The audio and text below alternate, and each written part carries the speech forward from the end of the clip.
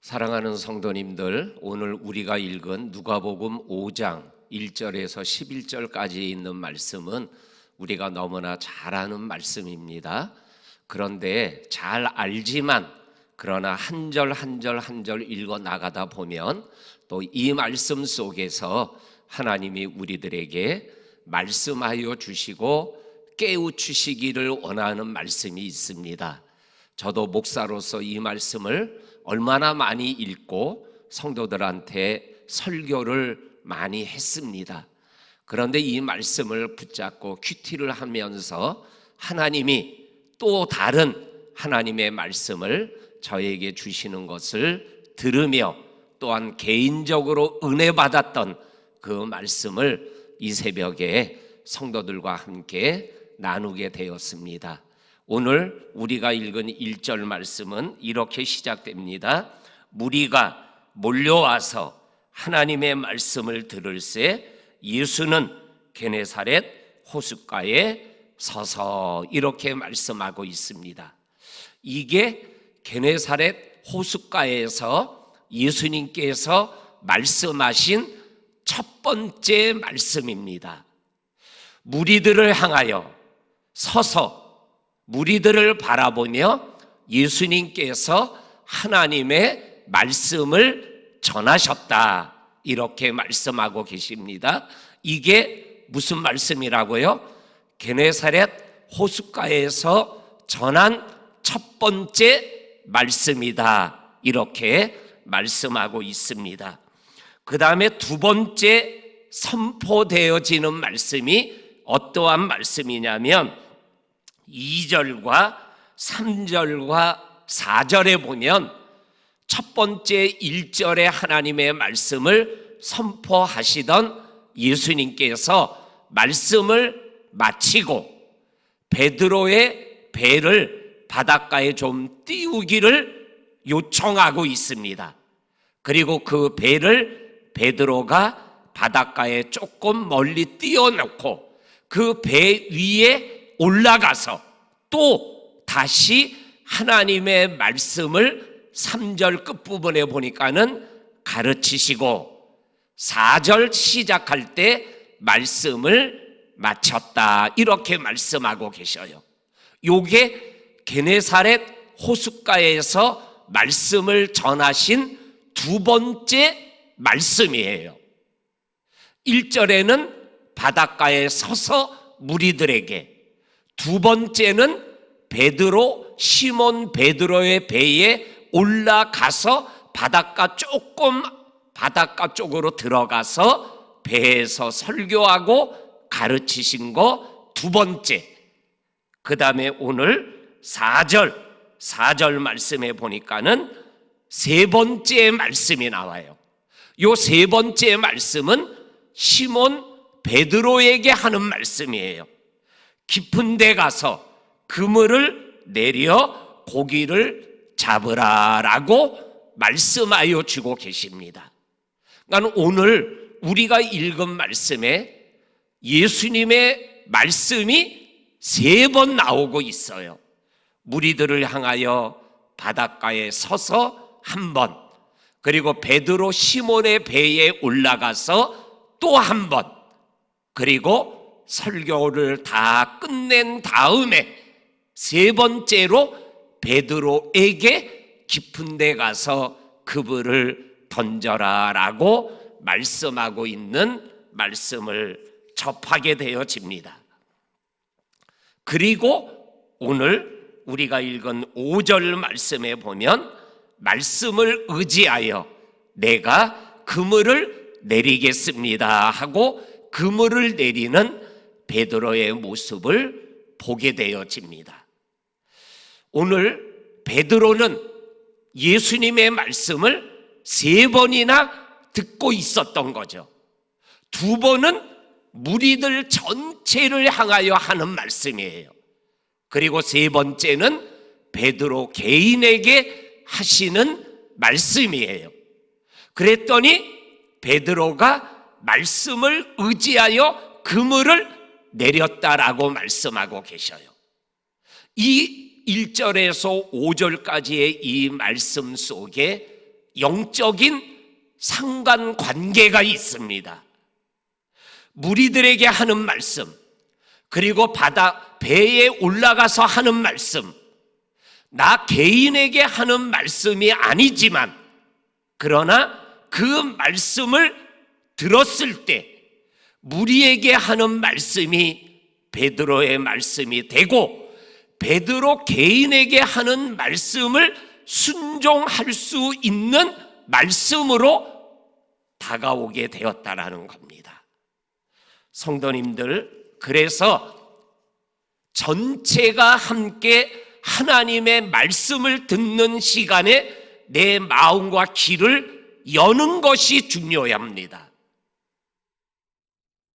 그럴 때 나 개인에게 주시는 하나님의 말씀을 들을 수 있는 귀가 열리게 되어지는 것입니다. 우리 성도님들, 함께 무리가 모여서 하나님의 말씀을 들을 수 있을 때 들을 수 있는 믿음을 가지고 살아가시기를 주의 이름으로 축원합니다. 그러면 주님께서 나에게 개인적으로 나에게만 주시는 말씀을 들을 때 말씀에 순종할 수 있는 믿음이 생겨나게 되어집니다. 저는 이 말씀을 묵상하며 굉장히 중요하고 은혜를 받았습니다. 성도님들, 공동체에서 예배드리며 말씀을 듣는 그거 그냥 쓸데없이, 관심 없이 나하고는 아무런 관계가 없다라고 생각하며 믿음 생활하면 절대로 믿음의 삶에 성숙을 가져올 수 없습니다. 내게 주시는 말씀이 있을 때 내게 주시는 말씀을 내 말씀으로 받게 할 수 있는 영적인 뿌리를 만들어 주는 게 무리들과 함께 말씀을 들을 때입니다.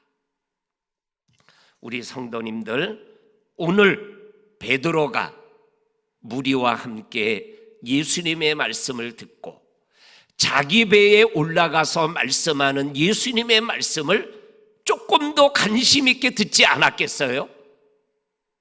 그리고 자기에게 개인적으로 깊은 데 가서 그물을 던져라 할 때 던질 수 있는, 말씀을 의지하여 던질 수 있는 베드로가 되어지게 되었다라는 말씀입니다. 우리 성도님들, 믿음의 삶을 생활해 나가며 공동체의 말씀에도 은혜를 받고, 그리고 나에게 주시는, 내게 주시는 말씀에도 믿음의 은혜를 받아서 말씀을 붙잡고 말씀을 의지하여 인생길을 걸어가고 인생의 그물을 던지는 그러한 믿음의 복을 누리실 수 있기를 간절히 축원합니다. 그 다음에 오늘 우리가 읽은 말씀에 보면 말씀에 순종하면 역사가 일어난다, 이렇게 오늘 말씀하고 계시죠. 오늘 성경 말씀 6절 이후에 보게 되면 역사가, 4가지의 역사가 일어납니다.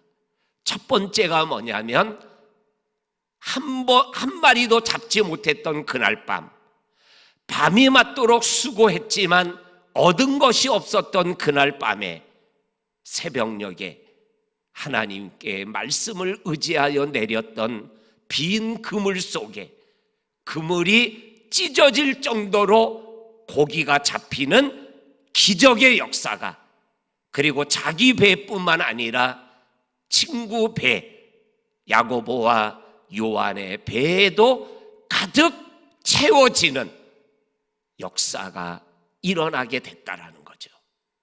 말씀에 순종하면 역사가 일어납니다. 2021년 한 해 이 말씀에 순종하여 역사를 체험하고 경험하는 그러한 한 해가 될 수 있기를 주의 이름으로 간절히 축원합니다. 두 번째 역사는 뭐냐면 8절에 보니까는 시몬 베드로가 예수님 앞에 엎드리는 역사입니다.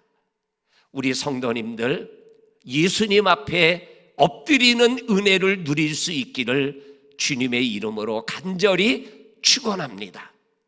예수님 앞에 엎드릴 수 있는 거, 이거 말씀에 순종할 때 나타나는 아름다운 믿음의 역사입니다. 올 한 해 하나님 앞에 많이 엎드리고 하나님 앞에 무릎 꿇고 하나님의 은혜를 누리는 우리 귀한 성도들이 되시기를 간절히 원합니다. 그리고 세 번째 역사는 나는 죄인입니다라고 예수님 앞에 고백하는 신앙 고백의 역사가 나타났습니다. 나는 죄인입니다. 여기서부터 모든 일들이 가능해지게 되어집니다. 우리가 잘 아는 이사야 6장 1절에서 13절까지 있는 말씀에 보면 우시야 왕이 죽던 해에 이사야가 높은 보좌 위에 앉으신 성전의 옷자락이 가득한 영광을 보게 되어집니다. 그 영광 앞에서 만군의 여호와께서 거룩하다 거룩하다 거룩하다, 그의 영광이 온 땅에 충만하다라는 천사들의 노랫소리를 듣습니다. 그 순간 이사야가 깨달은 게 뭐예요? 화로다, 나는 망하게 되었도다. 내 입술이 부정한 가운데 부정한 사람들 속에서 하나님을, 만군의 하나님을 배웠다. 그때 천사가 성전 스랍을 숯불을 가지고 입술을 찢어주는 장면이 나오죠. 사랑하는 성도님들, 말씀에 순종하면 내가 하나님 앞에 설 수 없는 죄인이라는 것을 깨닫고 고백하고 하나님 앞에 절대적으로 의지하는 그러한 믿음의 삶을 살아가게 되어집니다. 마지막 네 번째 역사는 11절 말씀에 보면 사명자로 부르심을 받고 배와 그물을 내려놓고 예수님을 따라가는 기적의 역사가 일어나게 되어집니다. 우리 성도님들, 올 한 해 믿음의 주요 온전케 하시는 예수님을 따라가는 이 놀라운 역사가 말씀을 붙잡고 말씀을 듣고 말씀에 순종함으로 나타나는 하나님의 은총의 기적이 되기를 주의 이름으로 간절히 축원합니다. 아멘. 할렐루야.